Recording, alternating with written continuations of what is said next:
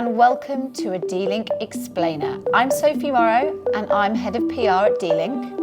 I'm Alan Jones and I'm Head of Marketing for UK and Ireland.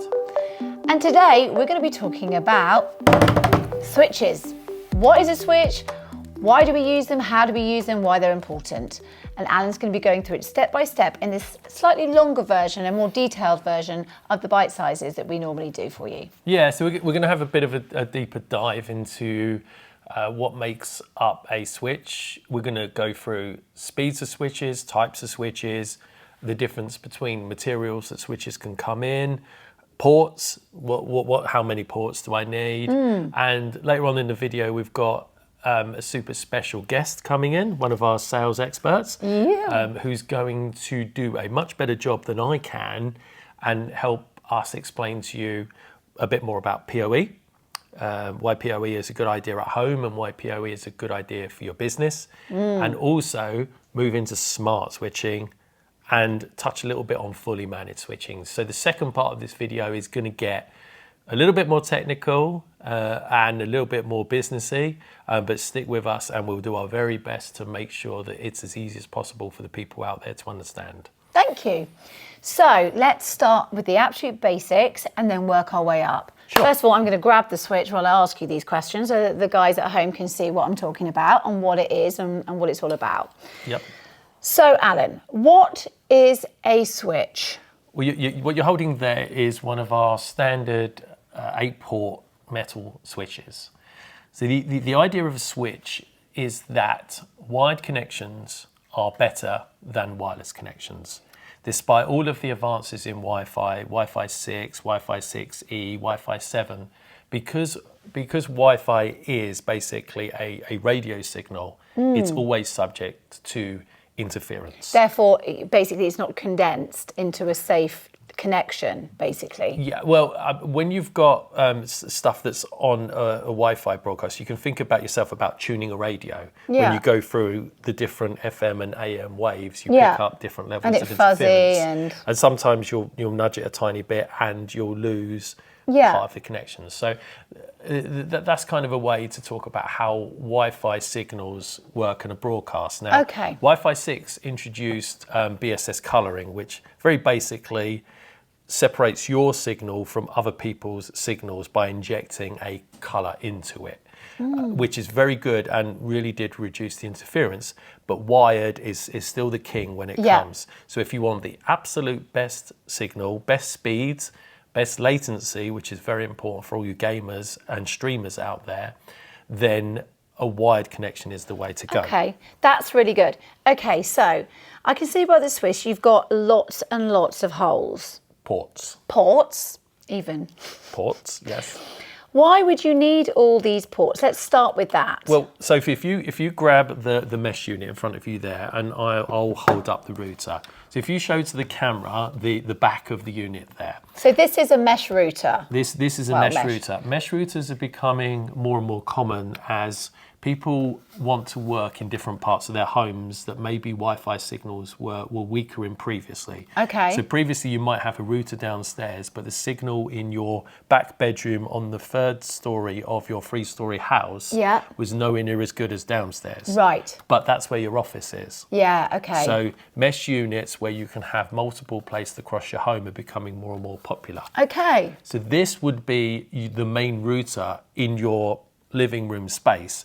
And as you can see on the back there, it's only got one Ethernet port. Okay, so it has one internet and one Ethernet. Yes, the internet port is where the internet goes in. Okay. So that would be the cable from your modem. Yeah. And then the Ethernet port is where the cable goes out. Okay. And what we suggest you do with that port out is plug that port out into a switch. As opposed to it going into your device. As opposed to it going into your device. So it's, okay, brilliant. Because that you can only have one device wired up.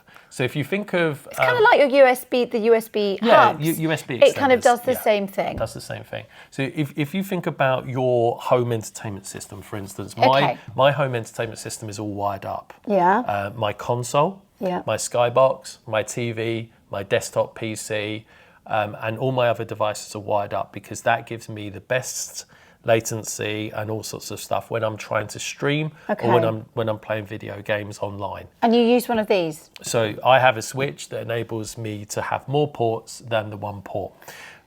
Even on a standard router, and I've got here one of our Eagle Pro routers, there's only 3 gigabit ports on the back there, as you can see. Yeah. So that wouldn't be enough for me and all my devices for me to have everything wired up. No. Okay, I So get it. again, you've got the 2 ports, so you can use the 2 ports for different devices.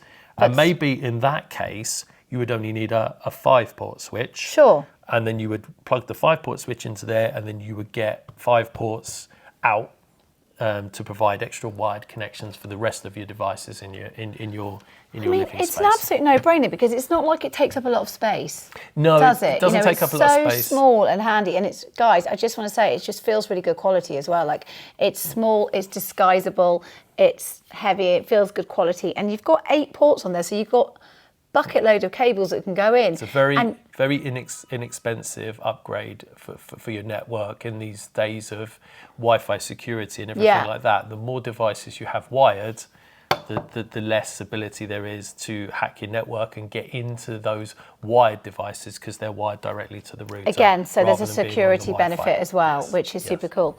Okay, so that's one of the things we want to talk about. We touched on speeds. But do we need to talk a bit more about how this is an improvement on Wi-Fi speeds? Yeah, well, switches come in different speeds, Right. as you can expect. As Wi-Fi has gone from Wi-Fi 1 up to Wi-Fi 7, which is kind of fast becoming available in different guises and forms, but it's not really with us yet because the number of devices that work with it are very low at the moment. Okay. But wired has kind of gone through a few different stages, which we can divide into 3 main categories. Yeah.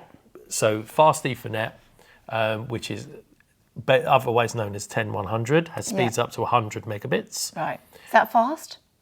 It's called fast Ethernet, but that can be a bit of a misnomer for today's connections. Okay. So 100 megabits is like 1/10 of a gigabit. Right. So the next speed is gigabit, so it's Right. 10 times faster than fast Ethernet. Okay. Most switches nowadays are gigabit, Right. but then we move into multi-gigabit. And Okay. multi-gigabit encompasses a lot of different speeds. Right, okay. 2.5, 5, 10, 40, 100.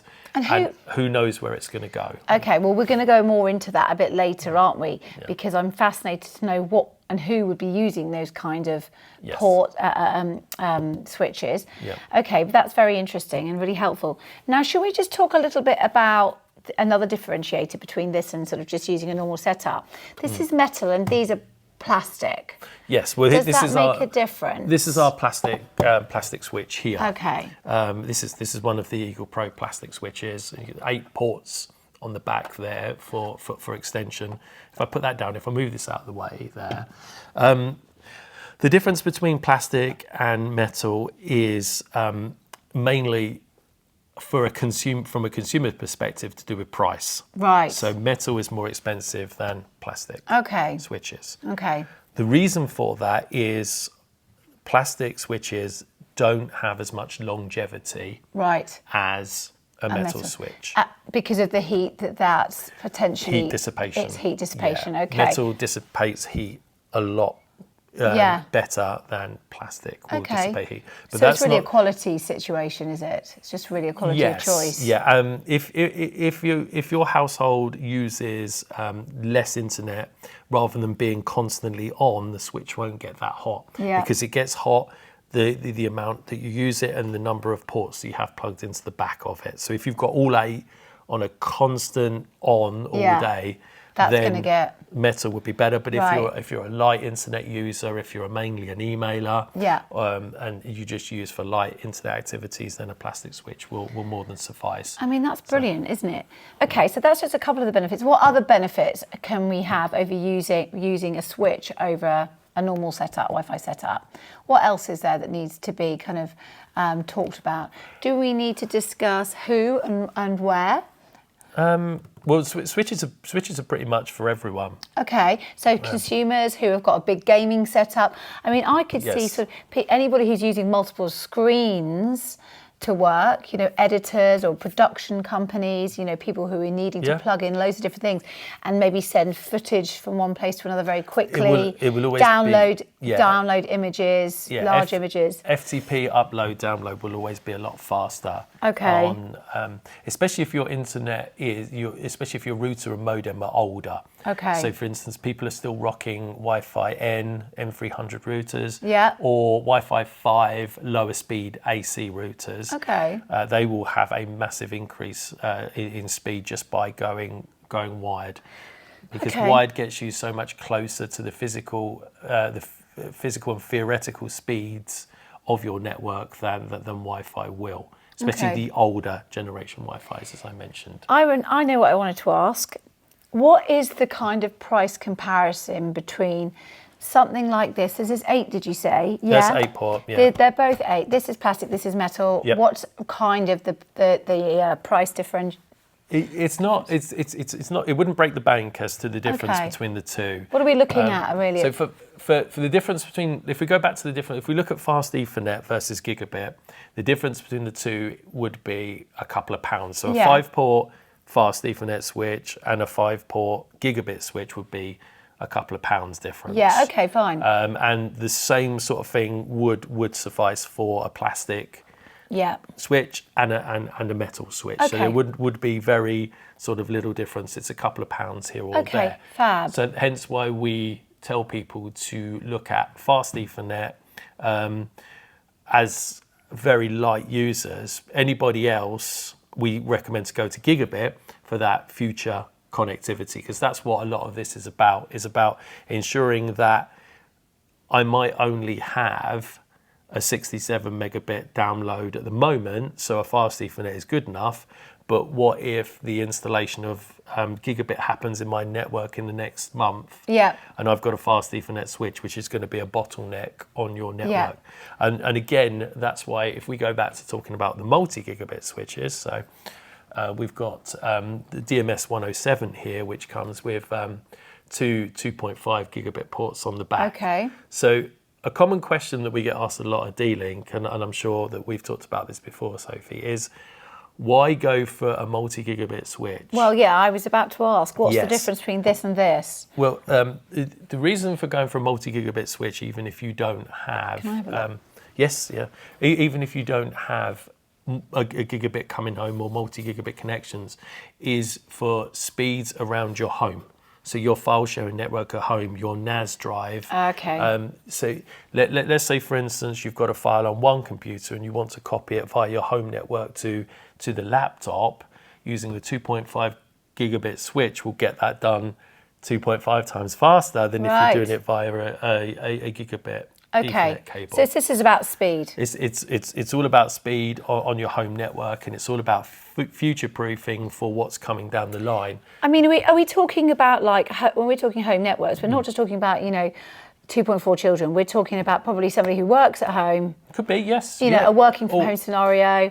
Or like just maybe a large family with lots of people doing lots of different things at the same time. Yeah, the scenario's changed so much since 2020 when it comes to people looking at their home networks and the needs and the wants and the expectations. I think people's expectations about their internet has to go up. Yeah.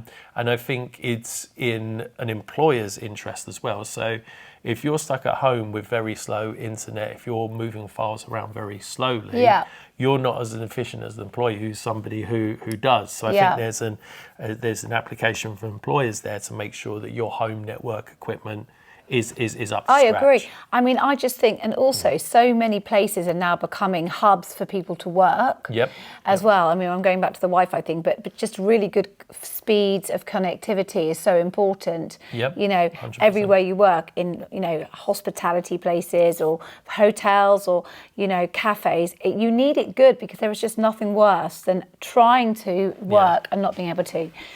Yeah. Okay, so I think for hotels and other places like that, generally that they'll have a very good Wi-Fi, but I think what they've forgotten about is having that wired connection as well as a backup. I mean, when I go on holiday, there are times when they have a very good Wi-Fi network, but Wi-Fi does go down. Wi-Fi is a little bit more subject to other people being on it all at the same time. And I always like a hotel that still gives me a wide connection where I can plug a gigabit cable in. This would be great in a hotel where you just know that if it's got lots and lots of people and they're all using it and you know, well, the hotel, stretching the bandwidth. The hotel, and this takes us on to one of the next parts for us to talk about, which is switch size. The hotel would have a bigger network, which would give wide connections out to each room. For instance, if they've got 600 rooms, then an 8-port switch isn't going to be for them. But okay, great.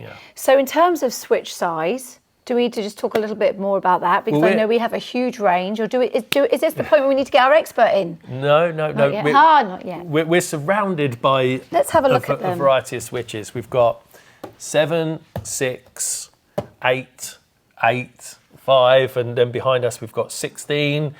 We've got 5, we've got 24, we've got all sorts of sizes here. So let's talk about who would be using the smaller ones in comparison to the larger ones and the benefits over both. Well, one of the reasons for something like a 24-port switch, there are many people who have problems with Wi-Fi signals, and what they will do is they will use Wi-Fi extenders or use mesh, but they still suffer, and it's because of the way that homes are built. So Wi-Fi, as its radio wave, struggles to penetrate certain materials, and we had an example of somebody who used to work here whose home Wi-Fi was awful because he had a metal mesh in his walls between the insulation that didn't allow the Wi-Fi to go through. I see. Very much. So a lot of people at home, it might seem like it's a bit of a drastic scenario, but wiring up every single device in your home can be done via this one switch. Okay. And then you would have the switch, and the switch could be, if you lived in a flat, it could be positioned in the ceiling, and then you could run all the cables out down the inside of the wall to power all of your different devices. So is this something that's generally offered when houses and new flats are built, or is something that can be easily installed afterwards? We're hoping now that most new builds don't have the sort of stuff that will deflect Wi-Fi. I'd be hoping that they would be absolutely fine with them. But this is an example for older homes, very fun, weird shaped homes, and homes like that where there is. You'll see many videos on YouTube of people who have done a full home-wide installation. And that's where these 24-port switches, or even bigger than this, can help. And don't forget, you can plug this switch in, have 24 ports, and then plug another 24 ports into it as well. We're talking about masses of lots of cables to run across your house. But when you think about the number of home devices that you would have wired in each room, potentially, if you've got a big house, computers, that could be, TVs. Yeah, but for most people, I think 16, 24 is more than adequate, because you're not going to wire your phone, you're not going to wire your iPad. No, they're always going to be on the Wi-Fi. Yeah, usually. So, okay, fantastic. Thanks for that. That is so helpful. So the thing to remember about switch size is that obviously the more ports you have, the more the switch costs. Yeah. Okay, that's obvious. Yeah. But again, on the flip side, as I mentioned about the switch speeds, it's important to think to yourself, well, an 8-port switch would suffice, but I'm going to be using all the ports on that. What if I get another device that I'm going to wire up? I have to buy another switch. Would you better off getting a bigger one as opposed to just connecting up smaller ones? Yeah, future-proofing. Okay. When you're building your home network, always think about future-proofing. How things are going to grow. And give yourself a couple of spare ports at least, and how things are going to grow within your network. And just finally, if I was to say, right, I really need to get one of these in my house, is this something that I would have to put in on my own, or can I get advice from D-Link, from technical support, on how I could rig this up? How does that work? The switches, unmanaged switches, are plug and play. Right. Which is absolutely fantastic. So you literally take it out of the box, plug it in, plug your device into the back, and off you go. What we're going to talk about when in part 2 is we're going to start to talk about smart switches and managed switches. Where yes, you would need to have some sort of advice if you're an absolute beginner to help with the install and setup. Yeah. So that brings us on to the whole managed, unmanaged switches differentiated, which is brilliant. So managed is somebody needs to come and help you do it and put it all, install it and set you all up. Whereas an unmanaged switch like this is literally plug and play. Well, yeah, pretty much. A smart managed or a fully managed switch you can put in yourself. You can talk to our help desk for help in setting up. You don't necessarily need someone to come to your house, do it. But you might need some advice on the general. An unmanaged switch is literally plug and play. There's no software to download. There's no issues. You plug it into the back of your router. I like the sound of this. This sounds easy. This sounds something I can do. Brilliant. Okay, well that's brilliant. Part 1 done. Come back for part 2.